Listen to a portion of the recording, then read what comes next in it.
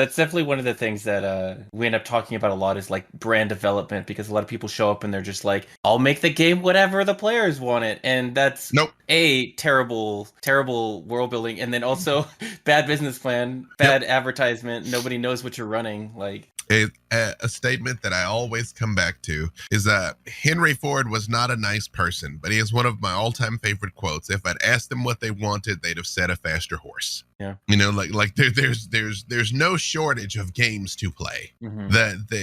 In let's call a spade. You're not just competing with the world, you're competing with people like me. So, although I guess I'm not technically doing paid games at this exact second, but practically you are. So your only defense is to do what is authentically you, because only you can tell your story. Hopefully that is going to resonate with an audience. Now, if you find that doesn't resonate with an audience, then you have to change your story. And Three Black Halflings, to get kind of into a slightly more business-oriented side of things, was, I would say it was a mixture of ideology and practicality. I was not the one who came up with the idea originally. It was originally Jasper, whom I had met doing a play the year before, and whom I had kind of gotten into D&D. He'd played it like once or twice years prior, but I got him really into the game. And then he started to DM, and he invited me to play in his games, because I was kind of the DM that got him into it. And so we had kind of a D&D relationship, and we would have all these chats after a campaign that we were co-DMing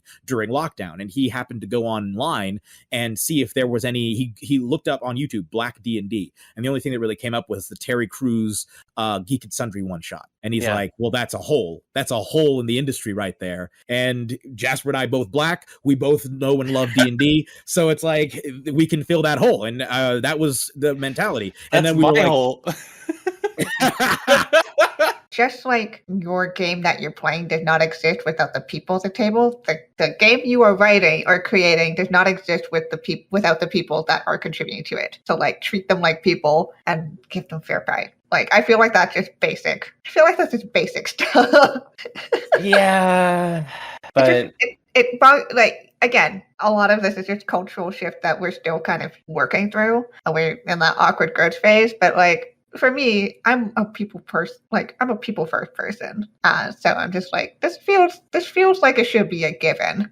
It feels like a given that we should be thinking about this stuff. I guess not for some people, but I think the barrier for a lot of people is that when you're an indie creator, and I'd like your perspective on this as well, if you're an indie creator, you haven't learned marketing. You haven't learned sales. So a lot of people like, oh, I don't know how to make more money doing this, so this is my very limited budget. So instead of taking the time to learn sales, marketing, or getting the right connections, or finding a way to make more money, they will just settle for the lesser budget, and they will just accept it. And that's I think is I can understand it. I understand that thinking is a scarcity thinking, right? It's a scarcity thinking that comes from capitalism.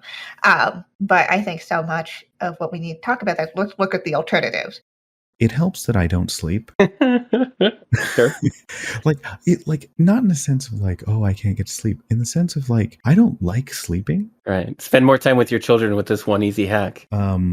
I literally sleep 5 to 6 hours a night. Okay. I've experimented with trying to sleep less. Like I have looked into like polyphasic sleep and all this other stuff to try to sleep less and less and less. And I've come to realize that if I sleep less than 5 hours a night, but if I sleep 5 to 6 hours a night, I function absolutely normally. I don't get sick. I get enough rest, and I wake up naturally. So the time that I have is, generally speaking, between like 9 p.m. and 1 a.m. And some of that time I spend with my partner. You know, we watch a movie or something like that. So if you're curious, if you visit my YouTube channel and you're like, hey, this person only put out like a video every 2 to 3 months, that's why. Let's pivot to talking about your work on DM's Guild. Elf and an Orc had a little baby. How'd you get on that project? And, let's talk about it. Yeah, so Adam Hancock, my amazing co-designer, I got into the TTRPG space by starting to review things. Like, I realized the DM's Guild existed. I also realized I don't have a lot of disposable income, but I do like the game, and I've been playing for a hot minute at that point, at least like 4 or 5 years. And I was like, you know what? I would love to just start reviewing reviewing stuff. So that's what I did. I started reviewing and was like, hey, I'd love to do a review of this. Is there any chance I can get a complimentary copy to do so? And that's how I started building out my DM's Guild library. And then at a certain point, I made my first product, which was Restless, a guide to laying incorporeal undead to rest, because I was running, what's it called? Waterdeep Dragon Heist. Never finished it, but I didn't like the options for like the poltergeist in the tavern. Yeah. So I was like, how do we fix this? So I made this thing, and it was the first like published piece of work I ever made. I'd made homebrew stuff before, but like this I put out to the public, and it definitely needs a rewrite, because it got a scathing review like a year, like maybe 2 years ago.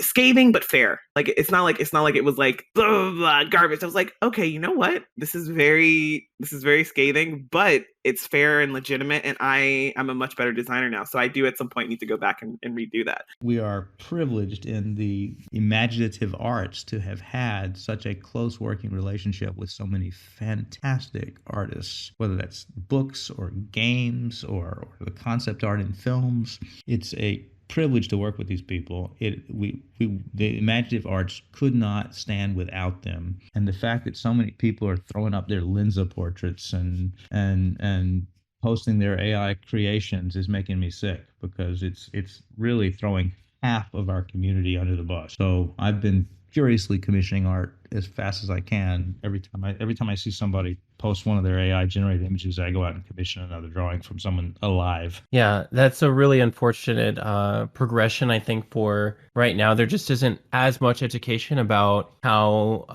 AI generated art is theft. And right now, even for the laws, which will be very slow to change, as everything is in America, the laws right now don't even allow you to own the copyright of any AI generated art, because it doesn't belong to a human. It wasn't created by a human. It was stolen from other humans. Legal ramifications of AI art are potentially like coming down the pipe here pretty quickly, and we'll probably start to see some lawsuits in the near future once people start making money on AI art, for sure. Like if you train your AI art on someone's on an artist or whatever, like why shouldn't they be able to sue you? Or at least benefit from it. If we can't put the genie back in the bottle, then people need to be able to opt in and opt out, or take a percentage of whatever payment is being made. Yeah, it's absolutely wrong that people are using AI art to train and then steal art and then sell it somewhere else. Yeah. For you, and bringing up Gabby Rooster, how long before do you think it was before you had like a regular audience? Was it like right away, or did you like port it in from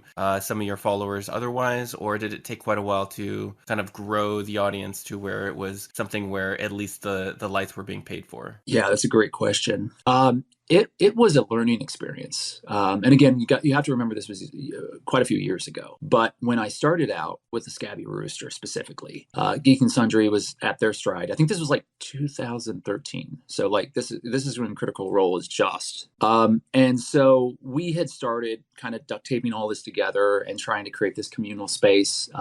And the first time that we streamed, I had done a lot of old school, and it's not the way that I would ever do this again, but like I did it the same way I would do a stage. We were writing emails, we were sending things out to people, letting people know when it was, grabbing our friends and family and saying, hey, you got to come watch this thing. We're trying something new. It's like a stage show. We're going to do it, but it's playing D&D. It's going to be live. And the first time we streamed, we had 350 people. Yeah, I know. Well, wait. So everybody watched, and these were the people that supported our theater efforts and all that, and we were on top of the world. Can I tell you one last story for the road? Yes, go ahead. Okay. Remember I was joking, nothing in theater school prepares you for whatever.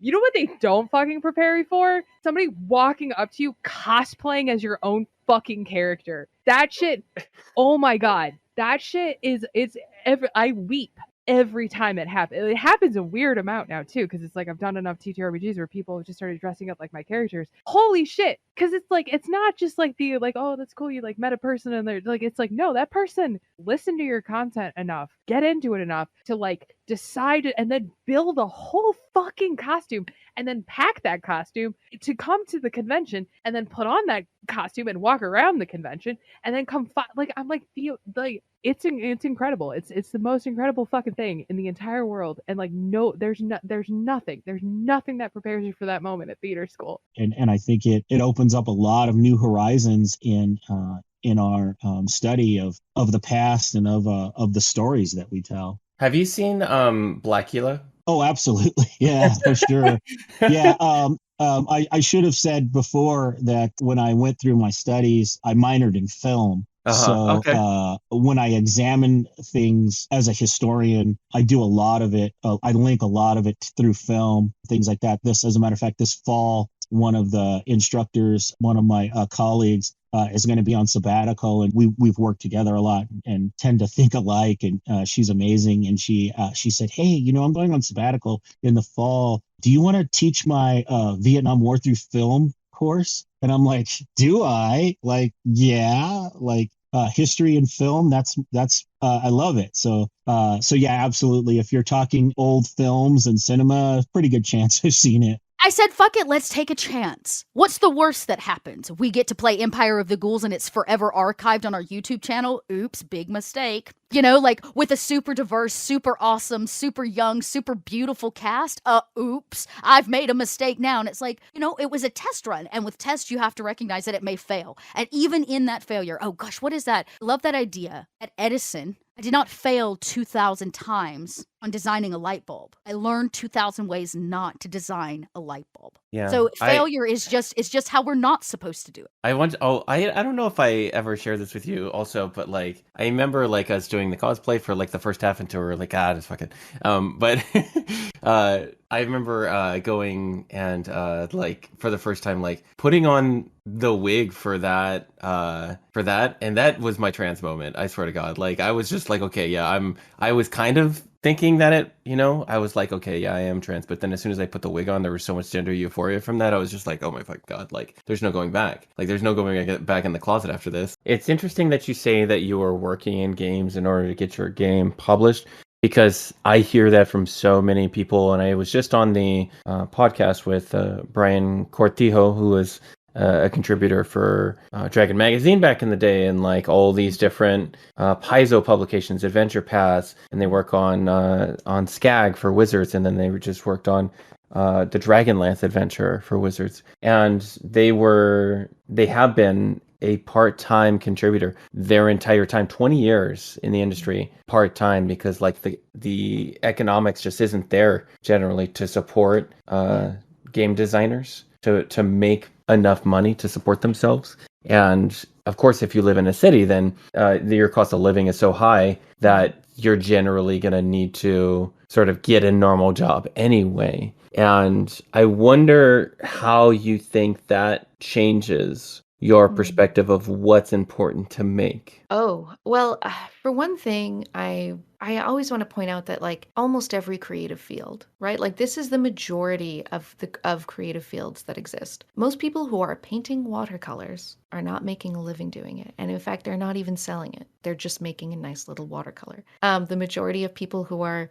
doing stand-up comedy are not doing it for a living or are making music or whatever. When I first got into games, it was just very common and very expected for people to just like put together a game and then like run it for their friends, maybe toss a PDF up somewhere. This was like 10 years ago, and not quite that long, but yeah, to just like maybe put a PDF if other people want to play, that's cool too, or it's a Google Doc and everyone you can have it if you want.